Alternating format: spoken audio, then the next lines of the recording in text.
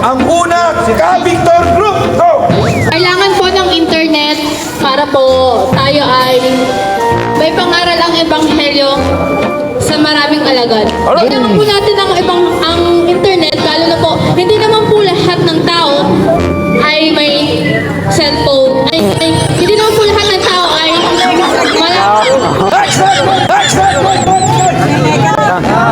Sabihin ko sa kanya, hindi kailangan ng internet. Sa akin bro, dahil parang sa edad ko, hindi na nauuso ang internet doon. At kailangan sa mga matatanda, medyo hard.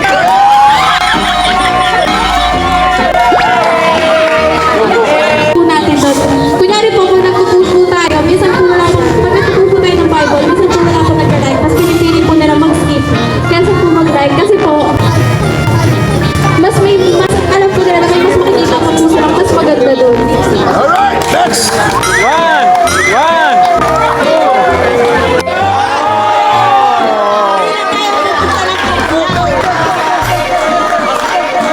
Matthew 10 verse 7, nahumayo kayo, ipangalan na malapit lang dumating ang kaharian ng langit. So kami po ay hahayo po sa pamamagitan ng internet sapagkat hindi naman po tayo lahat ay makakapunta ng physical.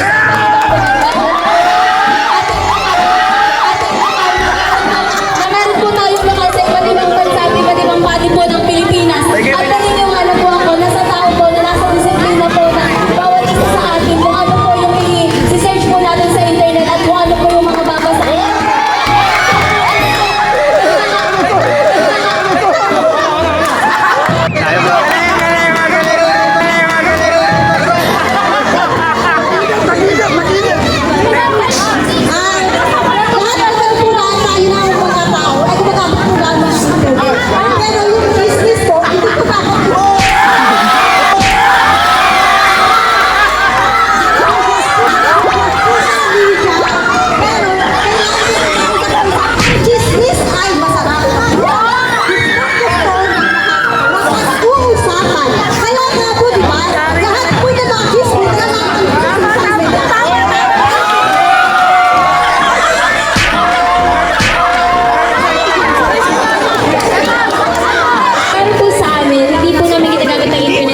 Sa chismis. Dahil kung tunay po kaming Kristiyano, gagamitin po namin ang internet sa tamang paraan.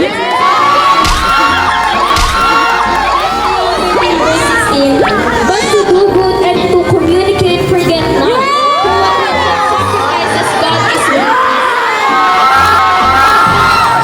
Ang internet po ay ginagamit natin para sa komunikasyon.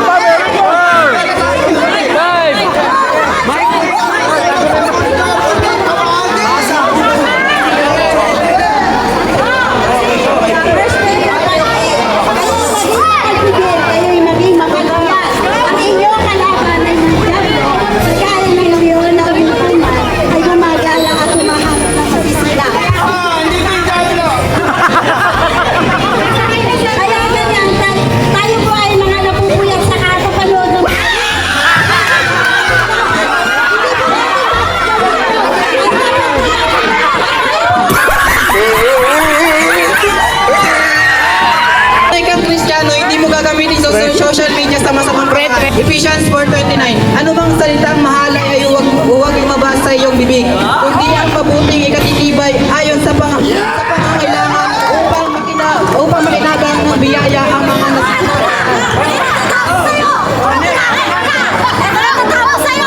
Sa lingkod ng Diyos, bakit hindi ka umayaw sa lingkod, sa Panginoon Diyos? Lingkod ka ng Diyos, tutol ka ba sa sinabi ni Cristo? Kaya Mateo 28 verse 9. Kaya tumayo kayo, gawin ninyong alagad ko ang mga tao sa lahat ng mga bansa. Sabi ni Peter.